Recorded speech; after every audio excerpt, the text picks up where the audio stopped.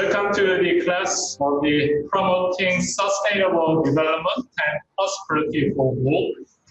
Today we are going to have another very renowned and special lecturer guest, and his name is Thomas Goss, and it's my honor to introduce him to you. I'm going to briefly introduce him. He's Ambassador Thomas Goss. He's currently served as the Assistant Director General and Head of South Cooperation Department of the Swiss Agency for Development and Cooperation. And also he serves as co-chair representing the OECD DAC constituency within the Global Partnership for Effective Development Cooperation. And also he served from 2013-2017 as the Assistant Secretary General at the Department of Economic and Social Affairs of the United Nations Secretary. And prior to his position at the United Nations, he served from 2009 to 2013 as head of a mission of Switzerland to Nepal. Without any further delay, I'd like to invite the Ambassador Goss to you, and please welcome him a round of applause. Thank you very much, Professor Park, and I don't know if Professor Han is also in the audience. Warm greetings here from Switzerland. From my office, the sun is just rising over the mountains here. It's a great honor for me to be with you this morning and to participate in this course. And I wish to thank the organizers for inviting me to share with you my thoughts, but also my passion about the important subject of promoting sustainable development and prosperity for all. As I said, I'm speaking to you from my office here in Bern, Switzerland. And for the preparation of this lecture, I want to acknowledge my SDC colleague, Ms. Selina Bezzola, the policy advisor on poverty reduction, who is here with me, as well as Mr. Cesar Robles, Communication and Knowledge Management Advisor at the international NGO Helvetas, as well as Ms. Estelle Gagnebin, also from SDC. During the next 2 hours, 2.5 hours, we will discuss the importance of the Agenda 2030 for Sustainable Development and its SDGs, and discover what it is that makes this agenda special. Professor Han did invite me to come and speak to you directly in Pohang, but for reasons that we all know, I also have a mask with me here. We have to do this in this interactive way through video conference. This is why we will have 2 question and answer sessions, one just before the break and one just before the end of the lecture. But in addition, I would like us to communicate with each other by using an application called menti.com, on which I will ask you to answer some questions. Don't worry, these questions, your answers are going to be anonymous. It's very easy, but to become familiar with menti.com, I would like to invite you to please use your mobile phone now. Take your mobile phone and you type in www.menti.com on any browser. You can put it on Google, you can put it on Firefox, etc. So you type in www.menti.com and then I'm going to give you, and then you type in a number that you can see there on the slide. There is a code. I'm going to do it as well. That way I can see how long it takes you to do. Maybe you all know this. Maybe you all know this program already.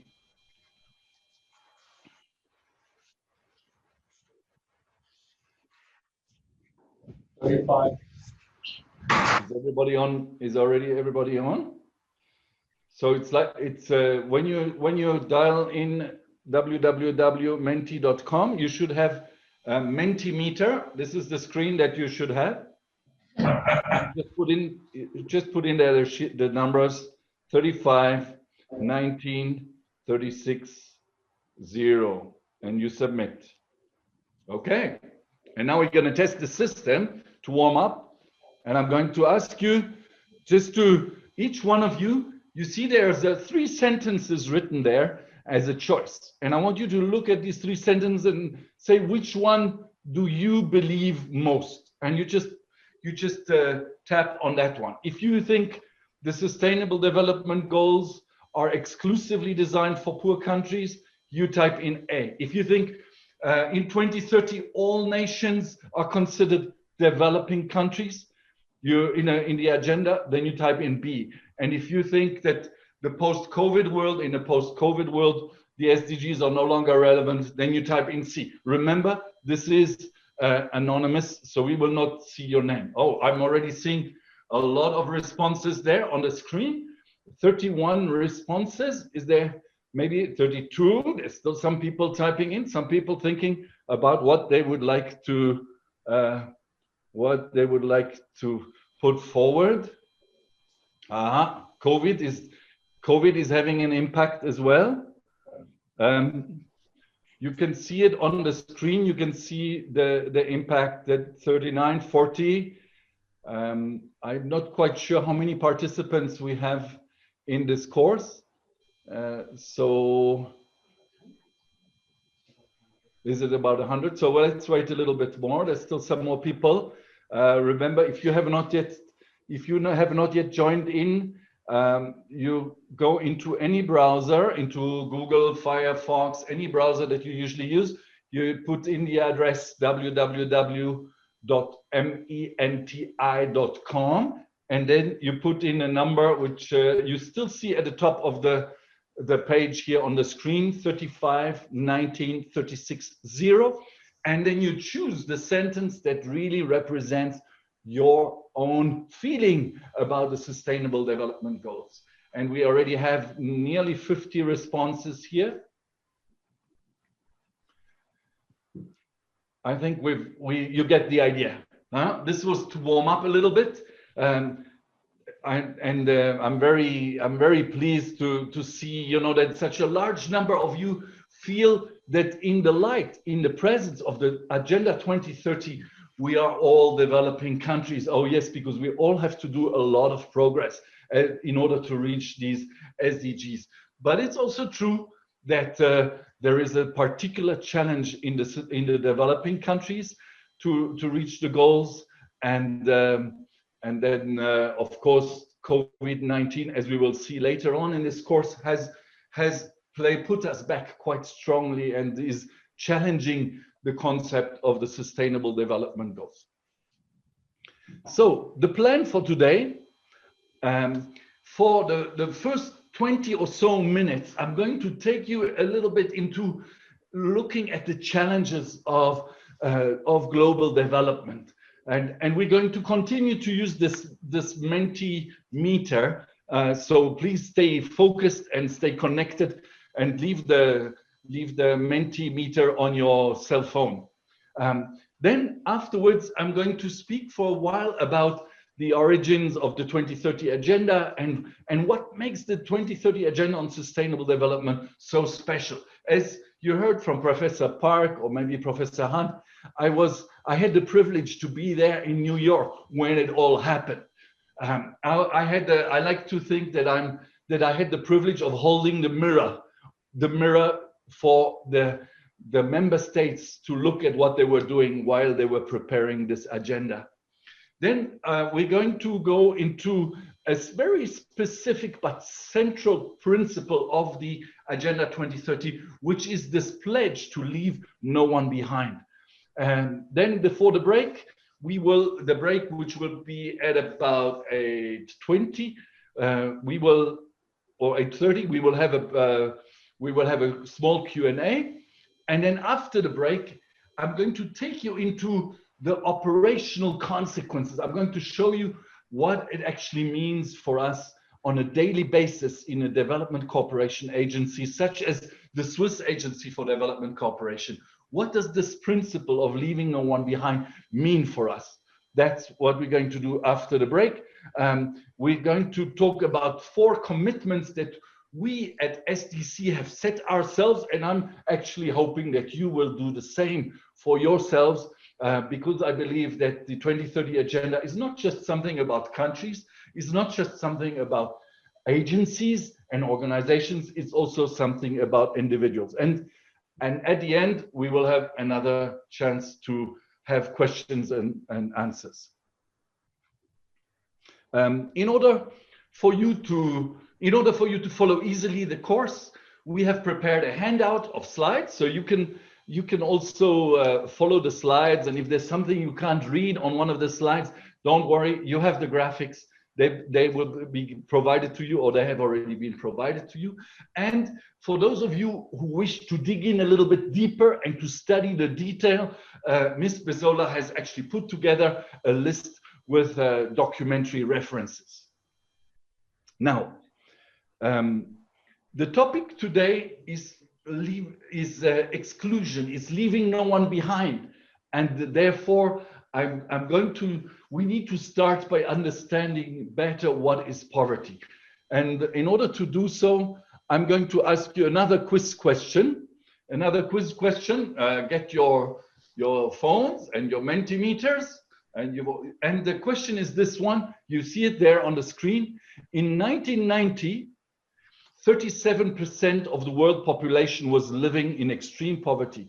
37%. I mean, imagine just a second what a large proportion of humanity was living in extreme poverty. Extreme poverty is measured by the International Poverty Line as living on less than $1.9 a day, and that poverty line shifts during the years, of course, as their purchasing power changes. So in 2015, when the 2030 agenda was launched, what was the share of the world's population living in extreme poverty? To your Mentimeters, go. So what do you think? You think it's in 2015, 45%? Do you think it is 25%? Or do you think it is 10%?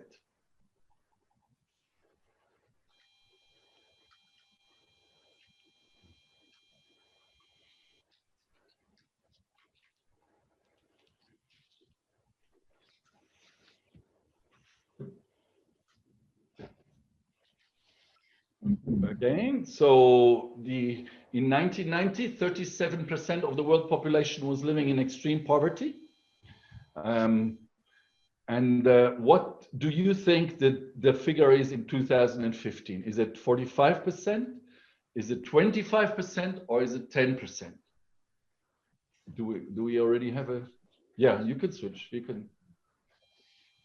So 36 people. Some people are still waiting to see what the others are going to answer.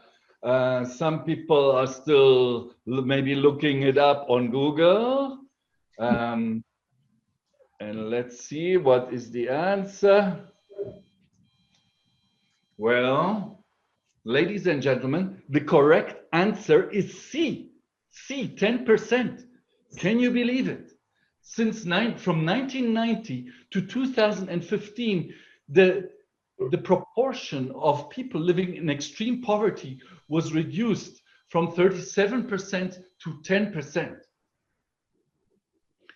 So that is huge. In 2015, but however, in 2015, there were still 735 million people living in extreme poverty.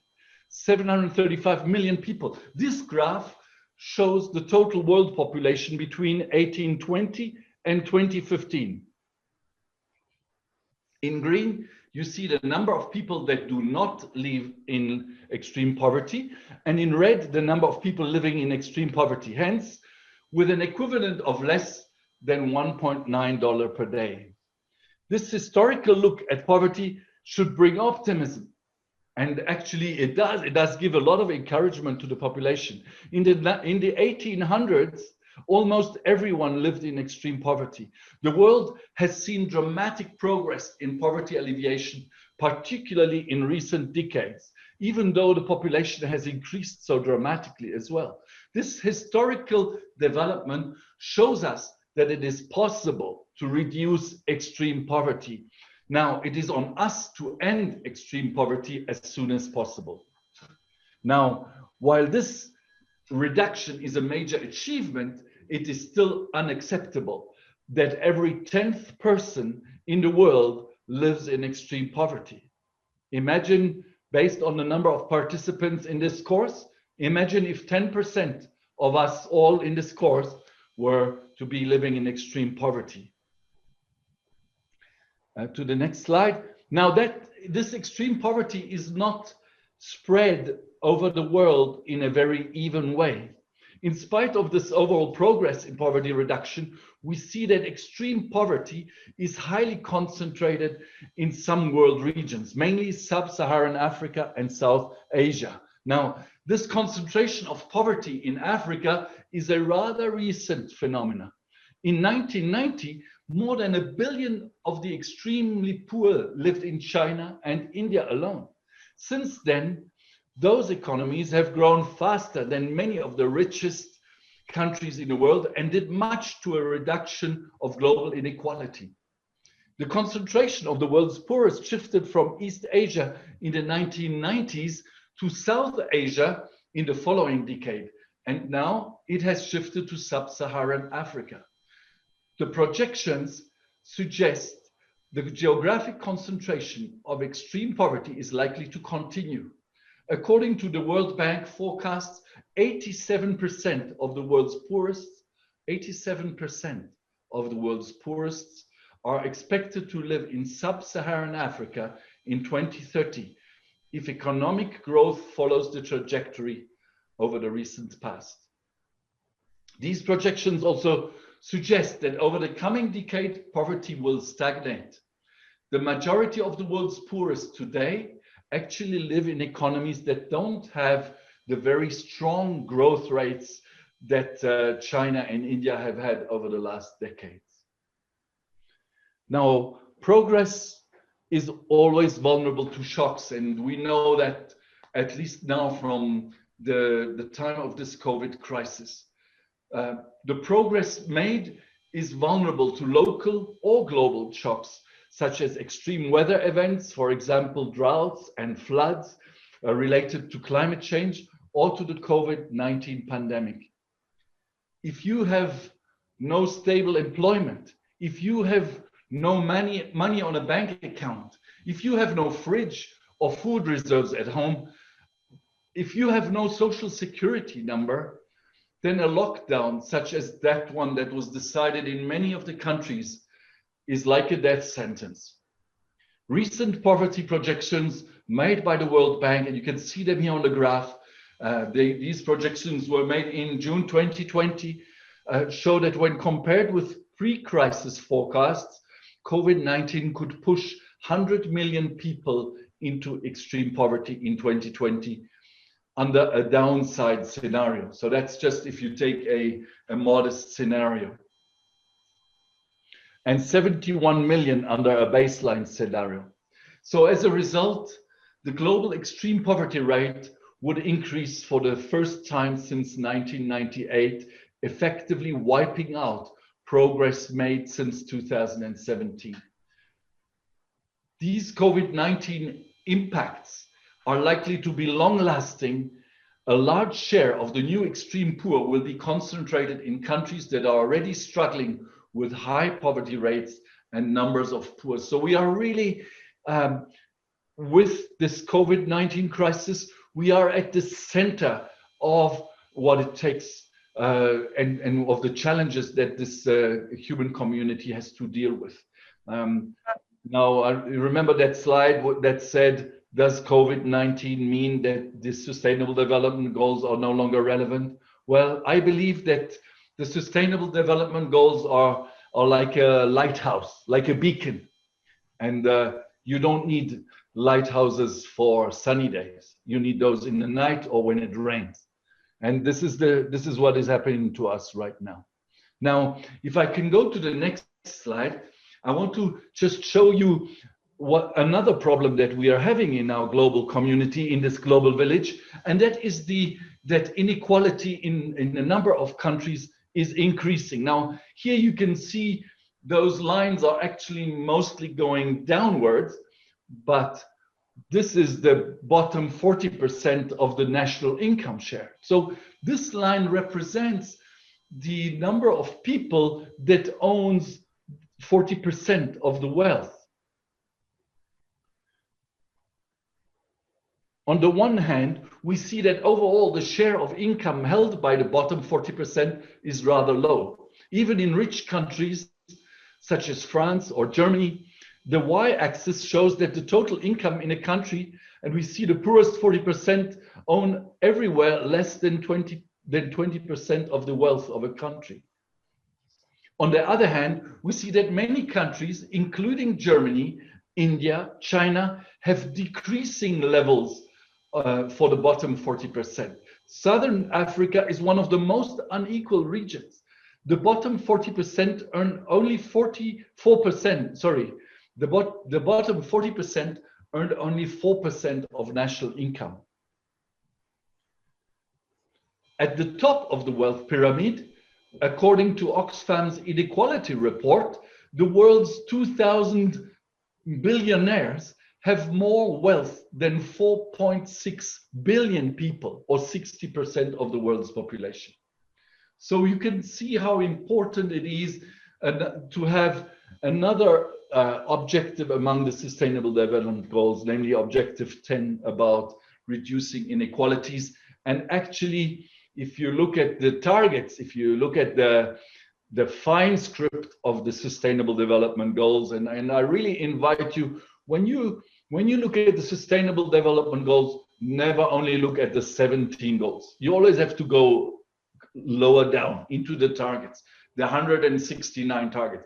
That's where the real concrete specifics are of the Sustainable Development Goals. Well, the target 10.1 says that by 2030, progressively, we want to achieve and sustain income growth of the bottom 40% of the population at a rate higher than the national average. So we actually, the objectives to actually go in the other direction with these curves, which is not happening, as you can see, for a number of countries right now. Now, if you are interested by this question of inequalities, I really encourage you to look at the handouts. There's more information there, for example, about the Gini index of these countries in 1990 and 2015. The Gini index measures the extent to which the distribution of income among individuals deviates from a perfectly equal distribution. And this is also a very interesting thing information to absorb and to study. And I'm sure it'll be interesting also for you to study the evolution of the Gini index in Korea. I want to move to the next slide. How am I doing with time? Okay, now let's get back to some action here. Here's my next question to you, because so far we have mainly talked about poverty in financial terms, by focusing on income or consumption available per person per day. But poverty is a multi-dimensional concept. It involves different areas of deprivation, such as lack of education, bad health conditions, and low living standards. Education is thereby both a key dimension of poverty in itself, as well as an important driver out of poverty. Hence, let me ask the next question. Please get into your Mentimeters. In 1990, 76% of the population worldwide could read and write, older than 15%. What was the literacy rate of this same group in 2015? So 3/4 of the population of the world could read and write. And what is the figure for 2015.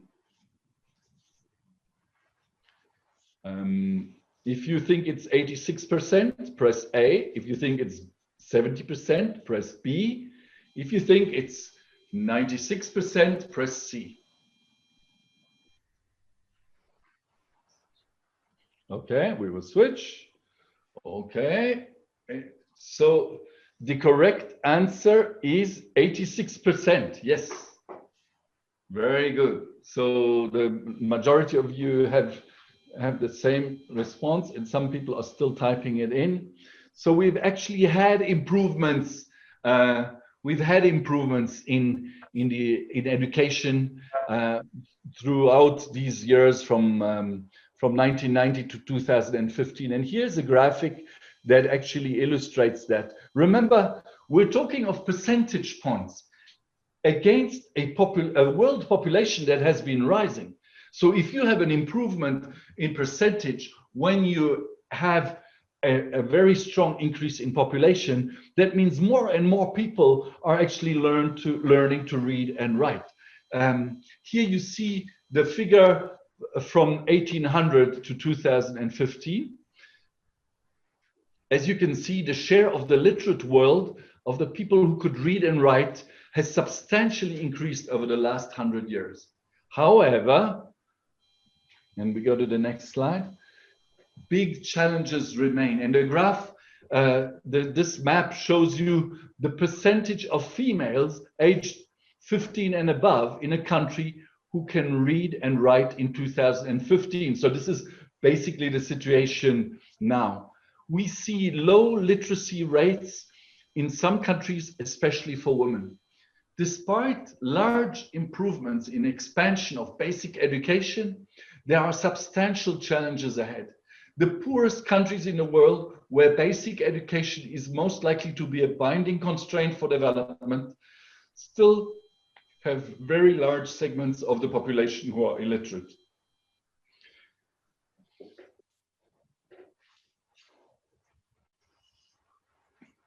And as you can see, globally, large inequalities remain, notably between sub-Saharan Africa and the rest of the world. And if we were to zoom in even further into this map, you would see that in the Sahel region there, Burkina Faso, Niger, but also South Sudan, as well as Afghanistan, you see that yellow spot there in Asia. Literacy rates are still below 30%, especially for women. And this is a big, big challenge if we want to lift these regions out of poverty. Let's move on to another dimension of poverty, and that is the access to health. And in an additional, and I'm asking you to grab your Mentimeters, an additional important aspect of human development is health. Here as well, progress has been made, but challenges remain.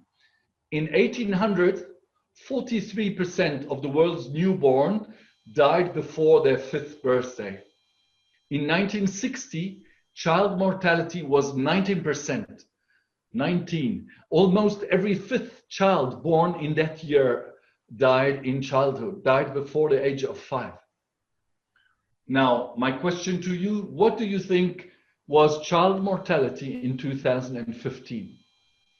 Was it 20%, meaning every 5th child? Was it 14%, every 7th child? Or was it 4%, every 25th child? So you're still connected to the Mentimeter, and we're getting a lot of responses right now, which is great. So if you think that in 2015 child mortality was 20%, put in A. If you think it's 14%, put in B. If you think it's 4%, put in C. And the answers are, here we go. We have, and it's still moving a little. We have so far 8%, 8 out of 42, 43 people think that it's 20%, every fifth child.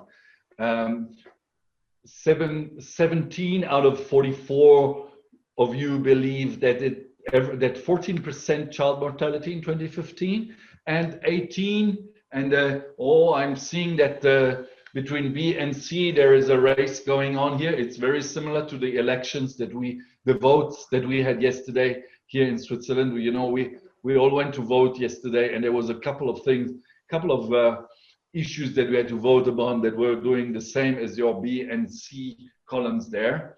Well, the correct answer is C, ladies and gentlemen, C, 4%.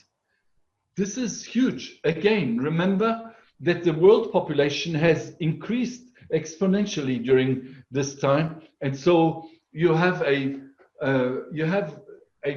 very, very significant impact on poverty reduction here if you measure it by the decline in child mortality. This graph shows that the share of the world population dying and surviving the first 5 years of life. So you can see that the green part is the part that survives, and the red part is the children, unfortunately, that die, or tragically that die before the age of 5 years. And you can see that it is declining.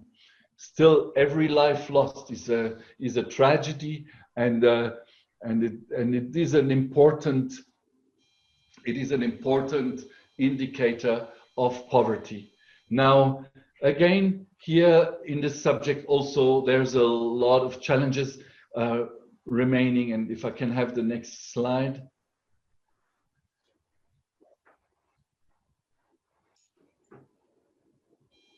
Here you can see the inequalities spread across the world, again, similarly to the previous map. This is in 2017, and you see that challenges remain. Still 4% of all children globally die before reaching the age of 5, which means that on average 15,000 children die every day. That is far too much. But if you look at this map, you can see that large inequalities exist worldwide. Countries where children are most likely to die before the age of 5 are countries such as Somalia, Chad, Central African Republic, Sierra Leone, Nigeria, and Mali. Now, we did this quiz, and there was also a fun side to this quiz, but I think what I wanted to show you most of all is how poverty is actually a multi-dimensional issue. Firstly, it is not just about GDP or how much money you earn. It is also about education. It is about health and many other things, as we will see later on. Then the second, the conclusion that I want to draw out of this exercise is that large inequalities and disparities remain worldwide. Therefore, an increased effort is needed to improve the conditions of the poorest in the world. But this can only happen if we zoom in. You see, as long as we look at averages, global averages, maps even such as the one that you still see on the screen here, we will not be able to tackle poverty, because poverty is actually a personal thing. It touches nations, it touches communities, but it is also something very personal, and it is often something that is hidden and that is very difficult to see. And over the next the next hour or so, I'm going to show you how we can, as development cooperation practitioners, as we can start to fight poverty by looking at the details and by seeing the vulnerable people and by building their resilience. So please join me in moving beyond averages and looking not just at income as money as a indicator of poverty, but also at other aspects of poverty. And that's why we have the Agenda 2030. That's why we have the Sustainable Development Goals. Now, I am I believe that you already had a number of courses on that, so I'm not going to go into much details about this. As you probably know, and this drawing kind of illustrates it, one of the strong elements that led to the 2030 Agenda on Sustainable Development was the experience that which the international community made with the Millennium Development Goals through the time from the year 2000 to 2015. We actually learned something there as an international community. We learned many things, but one that we learned is that actually it's good for us as a global community to set goals and targets for us, and then to measure these targets and to move forward and to encourage each other as countries to reach these targets. But we also learned some things, that we are much more interconnected than we like to believe it. And so the Agenda 2030 is a universal global agenda. That's why we put in the slide this picture of the globe as a whole. It's as you remember, the first question I asked on the quiz, on the Mentimeter quiz, one of the possibilities was to say there that for the Agenda 2030, all countries in the world are developing countries. Well, this is represented by this idea that the Agenda 2030 is a universal global agenda, which shifts the focus from an agenda, the Millennium Development Goals, that was mainly focused on the countries of the South and which was mainly a North-South model, to an agenda that we all have to address, that we all have to respond to. Now, based on the weaknesses of the Millennium Development Goals, I believe that we put forward in the Agenda 2030 three important paradigm shifts. I don't know if you know this word paradigm shift. It means like a 180 degrees turn. It's like a revolution in the way we see things. That's what a paradigm shift is. Now, I believe that, and this is not written in the same way, maybe in different books, but this is my own explanation.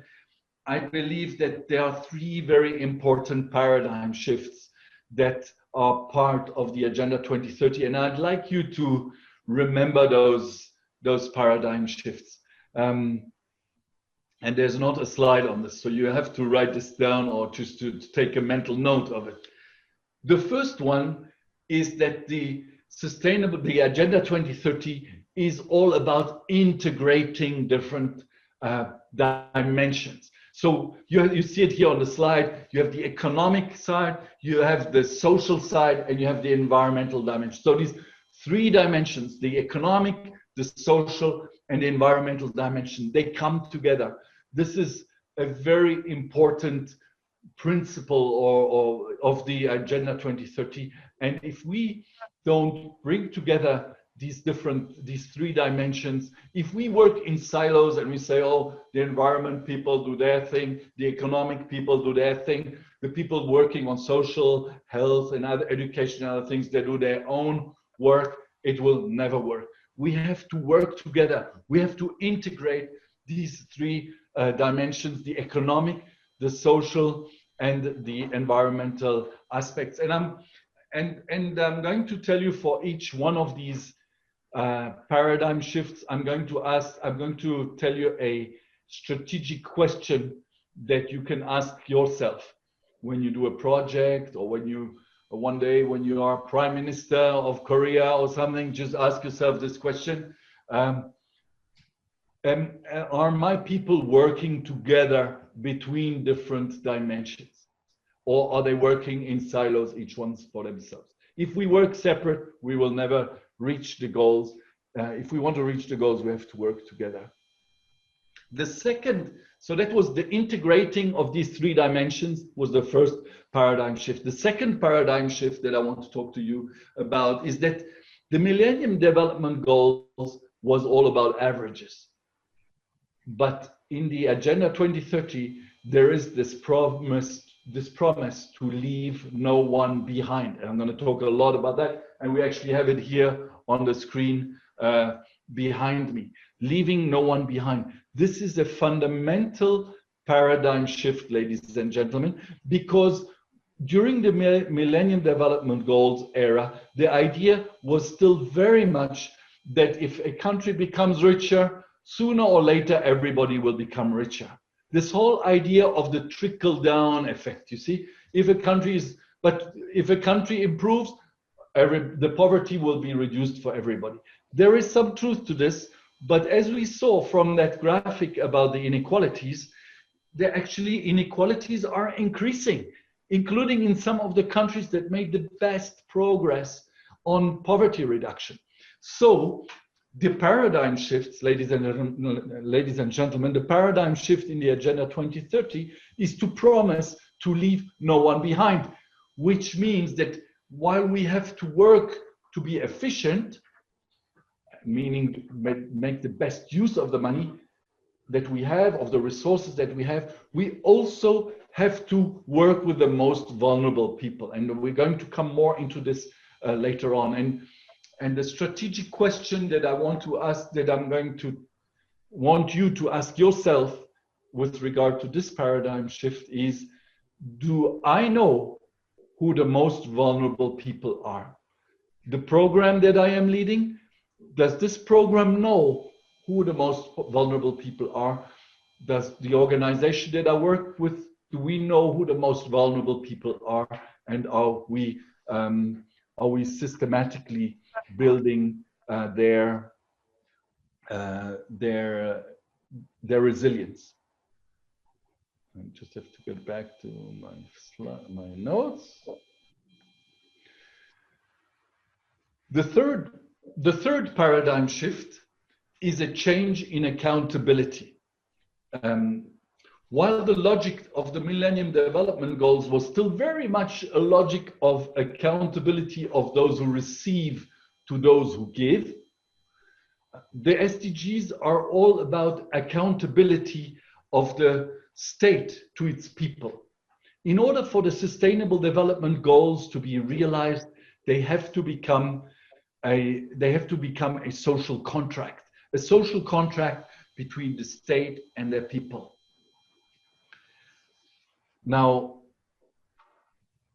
countries have to take, that means that countries have to take the lead, and national resources have to be mobilized, and national budgets have to be aligned with the Sustainable Development Goals. All this is important. It also means that people have to be educated to become global citizens and to understand that we are in a world that is interconnected.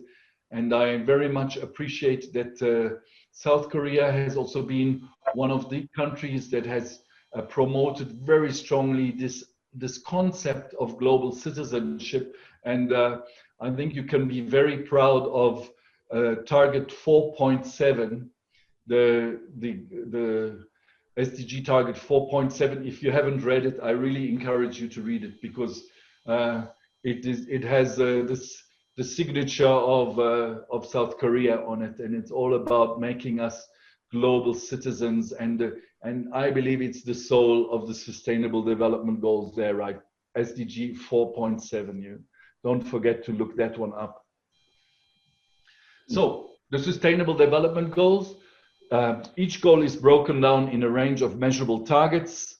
Totally, you have 169 targets spread out across the 17 goals. And I really encourage you, these goals that you see on the screen, they are clickable. You have to click on them. You have to see what's underneath them. If you don't know where to look for them, you can also go on my Twitter account.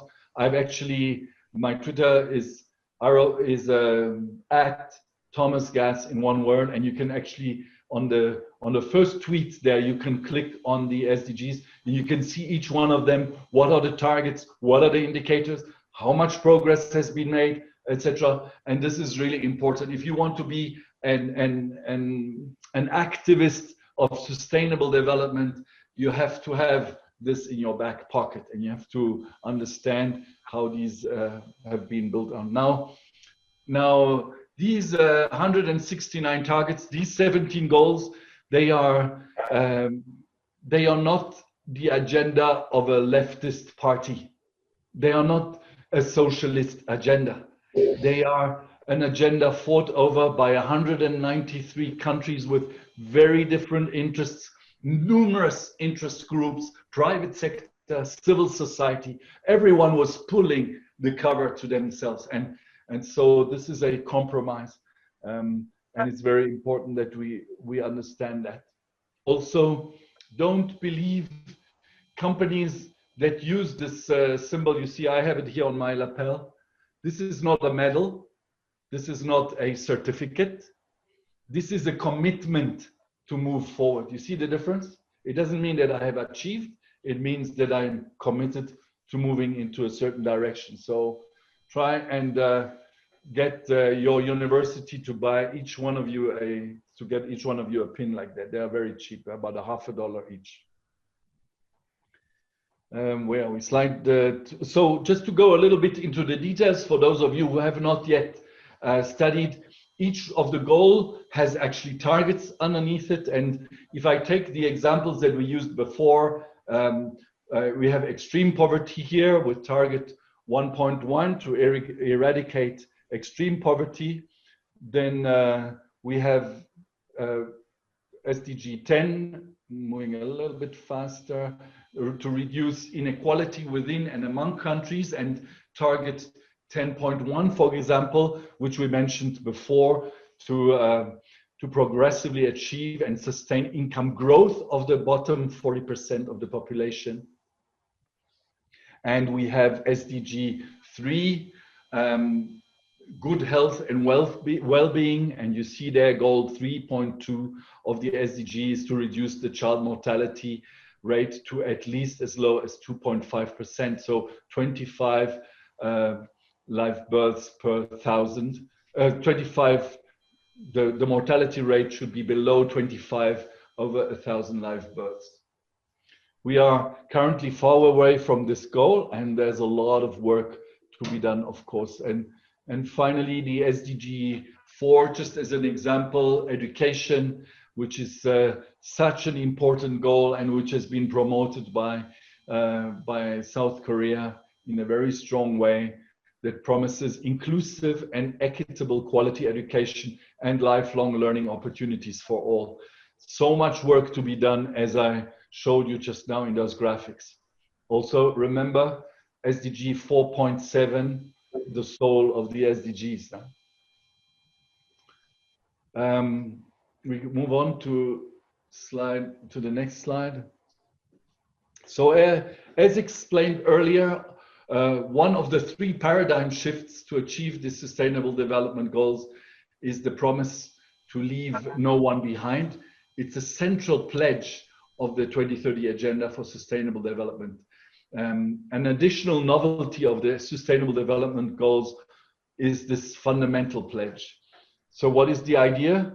Through the global goals, all states promise to build a better future, not just for most, but for all.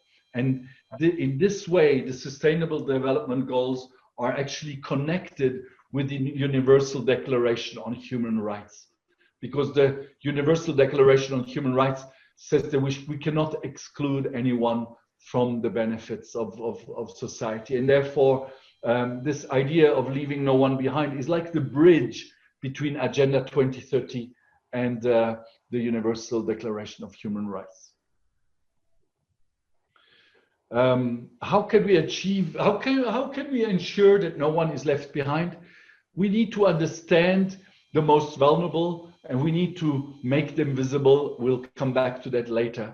A wide range of exclusion will need to be tackled, such as gender inequality, but also many other vulnerable groups exist, including youth, including people with disabilities, indigenous people, members of minorities of all kinds. Also, growing numbers of people are affected by conflicts, by disasters and by other shocks. And the estimation is that around 1.4 billion people currently live in fragile contexts, either in or at risk of conflict or political instability. That number is projected to increase to 1.9 billion by 2030. Also, remember that climate change is a very strong disruptive factor of this growth path. We will have big challenges. Take Eastern and Southern Africa, for example, that has been experiencing their worst drought in 35 years, putting millions of people at risk of hunger, disease, and water shortage. Now, it's easy to agree with, but it's difficult to implement, especially in times of COVID-19 crisis. And you know, this COVID-19 crisis has been a stress test for the Agenda 2030, but also a stress test for our commitment as a global community to actually live up to this promise of leaving no one behind. Even in countries such as Switzerland, which are agreeably quite rich. Here is a picture on the slide, a picture that was taken in May this year when 2,500 people were stretching over 1 kilometer to queue up to receive free food parcels. And this is in Geneva, so in one of the most expensive cities in the world. This shows how poverty and some of these challenges are actually very significant to us all. Now, after the break, how much time do we have? We have about 5 minutes, 5 or 10 minutes. During the first part of this lecture, I told you about what makes the Agenda 2030 special. Remember the 3 paradigm shifts? The fact that we have for the first time an agenda that is really multidimensional, that brings the economic, the social, the environmental dimensions of development together. And the question that we always have to ask ourselves, are we working together across thematic silos? The second paradigm shift that I said is we're no longer happy only with averages. We want to know, we want to see who is the most vulnerable, and we want to strengthen that vulnerability systematically so that we leave no one behind. And the third paradigm shift is we want to make sure that Agenda 2030 becomes a social contract between the states and their people. It's not going to be only about, yes, saying thank you to the people who are giving the money. Actually, we want to make sure that there is an accountability of the duty bearers of the state to the rights holders, to the people. And in every project, in every program, in every organization, we can ask ourselves these questions. Are we strengthening the relationship between duty bearers and rights holders? And this is where I want to take you. We as a SDC, as a Swiss Agency for Development Cooperation, we have to ask ourselves, when we work in a country, we have to ask ourselves, whatever we are doing here, is it going to cause everybody to just say thank you to Switzerland? Or is it going to cause the state to be accountable to its people? And that's what we need to achieve, not necessarily thankfulness towards Switzerland.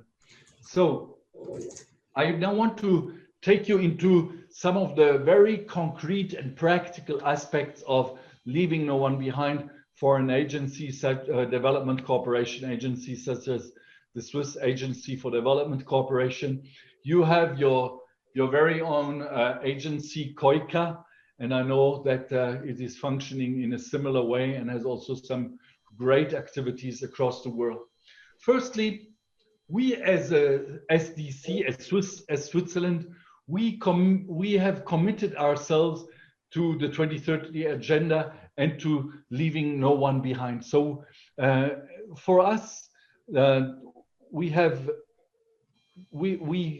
want to see poverty reduction. We want to see it in all its dimensions. And you can see on the side of the slide that exclusion can have many different ways. It can be exclusion by religion, by ethnicity, by origin, by sex and gender, by age, by disability, by economic status, or other inclusion, as other reasons for exclusions, other drivers for exclusions. So we have established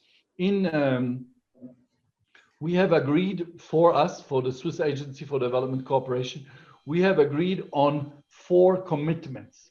And I'm going to show you and introduce these commitments to you. First, we want to commit to focusing on people living in poverty and giving special consideration to the poorest of the poor and recognizing the multiple dimensions of poverty. So these SDC applies a multidimensional framework for poverty. You can see there in the graphic the different dimensions that come together: the protective dimension, the socio-cultural dimension, the political dimension, the human dimension, and the economic dimension.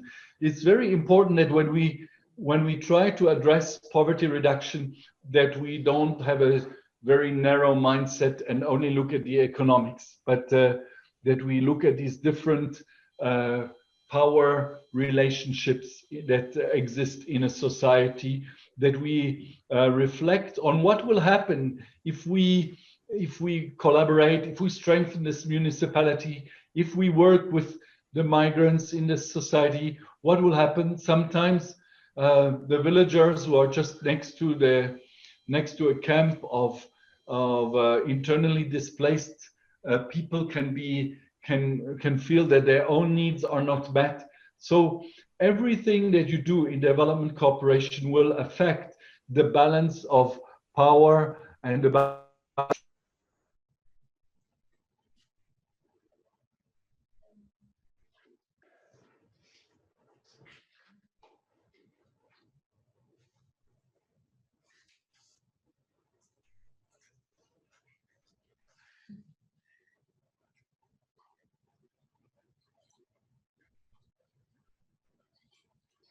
They can't hear.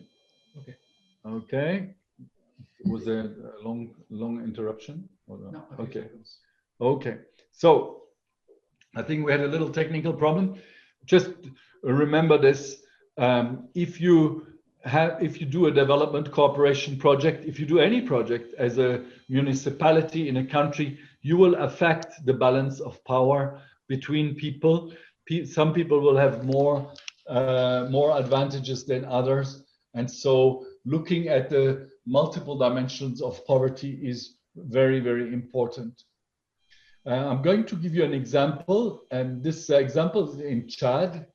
In Chad, Chad currently hosts about 360,000 refugees from Sudan, mainly due to the Darfur crisis, which started in 2003. These refugees, they live in camps in the eastern part of Chad.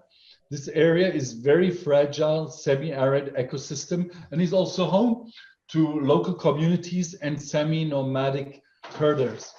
Due to the long-term aridity, and non-sustainable environmental management, and imagine such a large number of additional people coming into a very fragile environment, 360,000 people in camps that live in a very arid zone where there's hardly any natural resources.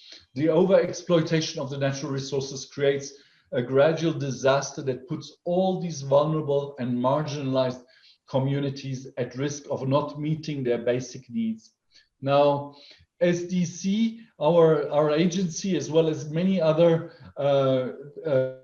organizations, support these groups, these vulnerable groups, in restoring the overexploited ecosystem. The project, this project that I'm speaking about, brought together the displaced and the local population. So we get the the refugees, and we get the local populations to work together and to do management plans for the use of their natural resources and to help them to restore the degraded ecosystem by recovering the tree cover, by planting trees, by helping to collect water and to make sure that the water stays there and doesn't run off in gullies when there is a lot of erosion.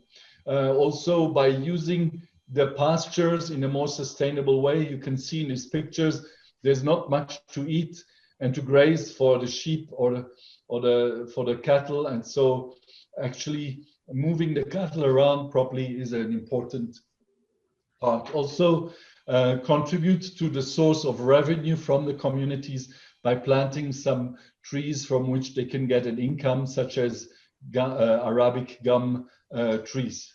So thanks to the restoration of the degraded ecosystems, the communities have found means for peaceful coexistence. And this is a very important example. I'm going to move to the second commitment that we have. It's a commitment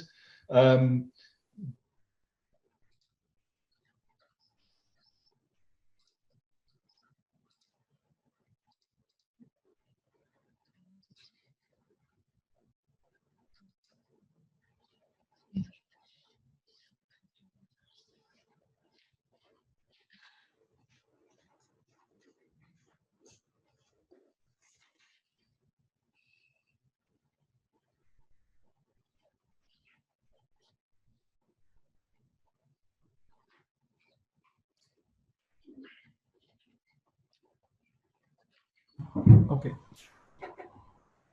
You can continue. Okay, you can, no, you can't see me yet. You want to put the video on? Yeah. We're having a little problem here with our technology. You know, it's now early in the morning and everybody's coming to the office, everybody's going on the Wi-Fi, etc. But I hope that you can hear me and see me. We have two systems, so we have a backup system. Professor Park, can I just have a yes, just to tell me that you can hear me? We can hear you. And see me? Everything okay? Yes. No problem. Okay.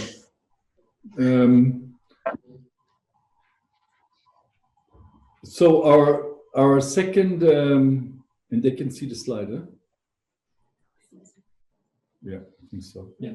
So the second commitment is to tackle exclusion and discrimination and inequality. And there, I don't have to go very far to look for an example. You all remember the big movement, Black Lives Matters, for example, in the USA, which is, I think, and it's not just in the USA. We even have these movements in Switzerland, in Europe, and I believe in Asia too.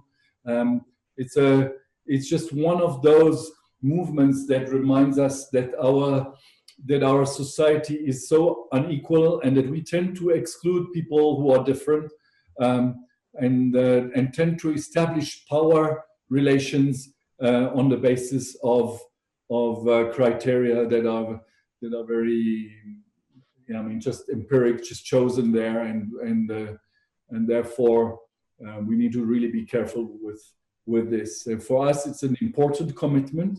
I'm going to give you an example from Kyrgyzstan.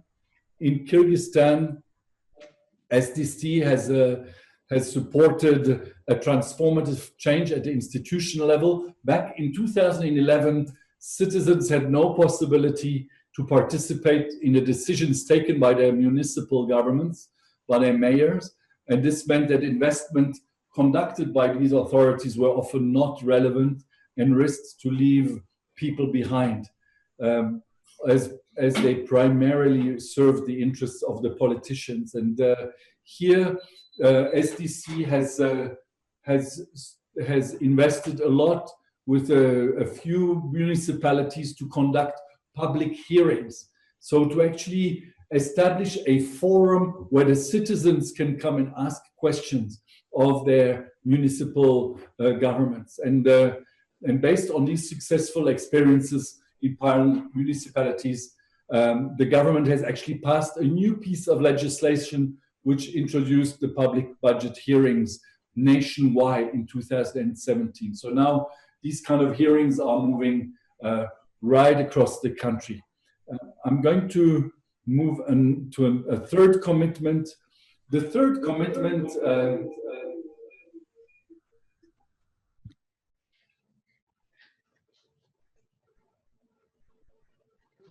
is that we want to make sure that we enhance information systems and the production of disaggregated data that reveal the challenges of those left behind.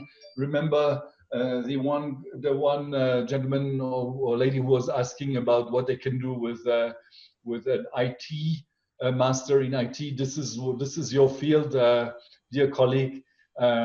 Make sure that you help us to produce statistics with disaggregated data that makes the differences in income by sex and by gender and by geography and by age and by disability visible. We want to see, it's important to see within a country which are the towns that are poor and that do not have the access to the resources. It's important to see which are the population groups, because if a significant economic or social group is left behind, our development is not sustainable. Remember the sentence: if a significant economic or social group is left behind, our development is not sustainable. So we have a project also in Benin where we work closely with the government to make sure that the poorest 20% of the population becomes more visible. And we work with their statistics system, and we have a partnership with the British NGO Development Initiative. And this is a very interesting project. I really encourage you to have a look online to see what Development Initiative DI is doing in Benin with us, and to disaggregate the statistics on poverty. One of the big in data disaggregation is that people don't have a legal identity. They're not registered. Sometimes when a baby is born, the parents don't have the money to go to the village, to nearby town or to the nearby city to register the child. Sometimes they are not sure whether the child will survive, and so they don't want to do that right now. And in the end, millions of people don't exist, legally speaking. That means not just that you can't own something, and it means that you can't have a driver's license. It means that you cannot inherit anything. You can't own anything formally, and this is a very big problem that we also have to tackle. So so within this project in Benin, we try and push very strongly to increase the number of people registered. Another example is in Albania, where we work with the government of Albania to digitize the government activities. We work with the National Statistic Institute. The objective is to contribute to an efficient and effective local administration. Of course, there are considerable challenges in doing that, but the idea is that if municipal administrations collect high quality and well-organized data about the services they provide, they know how to spend limited resources for maximum impact. So it's all about the efficiency of the work that we do.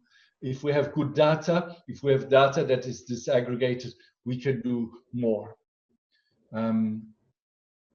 I'm going to give you another example from Switzerland, and this links to a fourth commitment that we have, and that fourth commitment is that we want to provide data to the people that allows them to hold their municipalities and their governments accountable. And we've had our own very own example here in Switzerland. As you probably know, well, as you probably don't know, in 1991 there was a first woman strike. All the women went on strike because they demanded equal pay for men and women. In fact, the same demand for equal salary for equal jobs of women happened in 2019, and there was a big strike last year here or in all over the cities of Switzerland, and this strike was actually supported indirectly by our Office of Statistics, which prepared a brochure. I have it even here.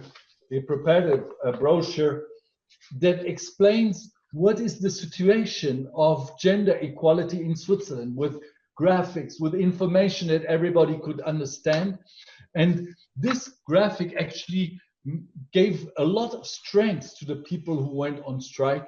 And what happened soon after that in the elections, many more women were actually elected into our parliament, and this helped to establish the better balance. So our fourth commitment is to strengthen through. Basically a commitment to social accountability, is to strengthen data so that the relationship between duty bearers and rights holders can be made much more stronger. And I have one more example for you here from Tanzania, where SDC supports 4 key accountability civil society organizations. So we actually strengthen civil society organizations that help to organize and empower citizens, especially women and youth and local organizations, so that they can engage effectively in public oversight, so that they can understand the accounting of their municipality, so that they can understand what infrastructure plans and what education plans are there, and so that they can hold their own governments accountable. Of course, you can never only strengthen the civil society, you also have to strengthen the state. So both the duty bearers and the rights holders have to be strengthened. This is very important.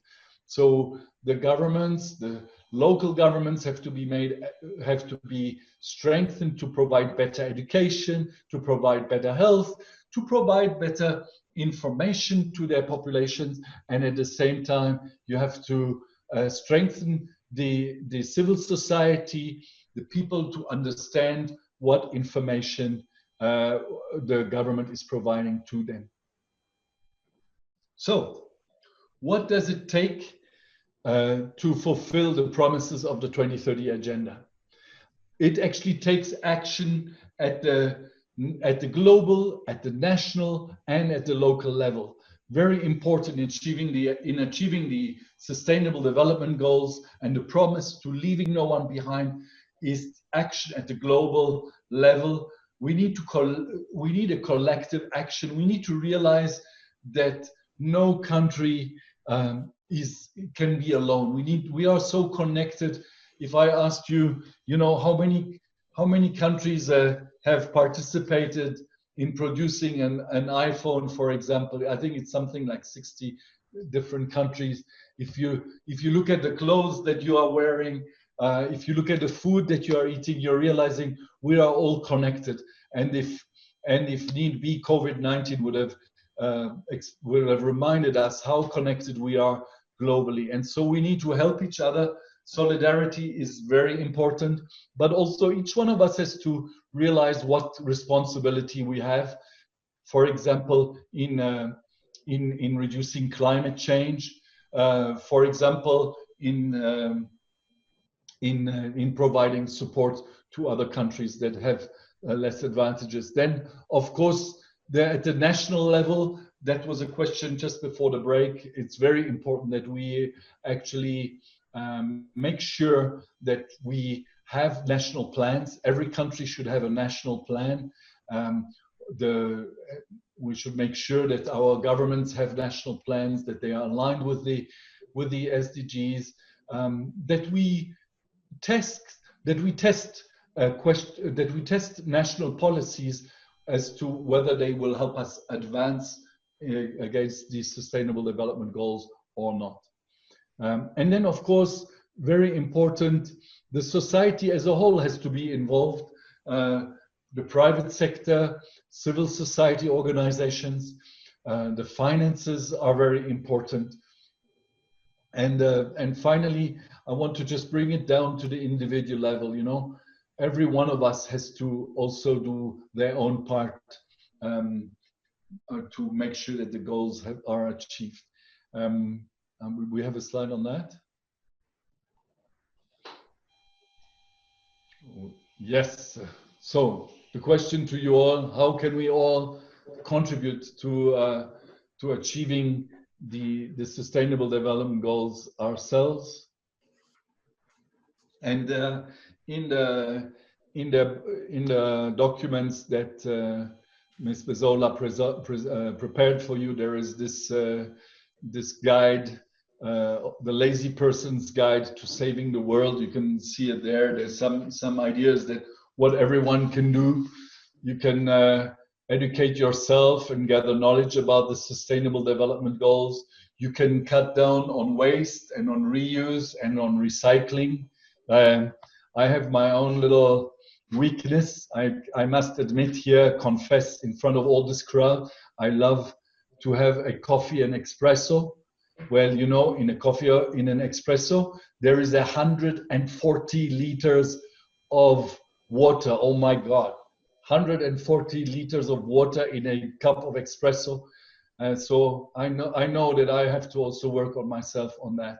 Start fundraising campaigns at schools, promote volunteering and capacity building, use your right to vote and elect leaders in your country, elect leaders who believe in the importance of sustainable development, fight against any type of inequality. Inequality starts at school, it starts in your community, in the surrounding, and think and feel and act in solidarity. And we have this, so we provided you this little thing that you can, this little paper that you can read and where you can see what you could do.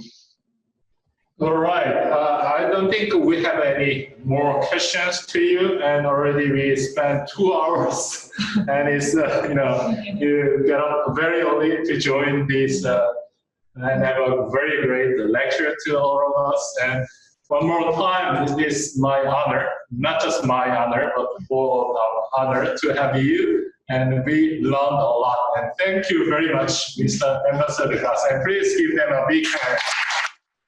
Thank you.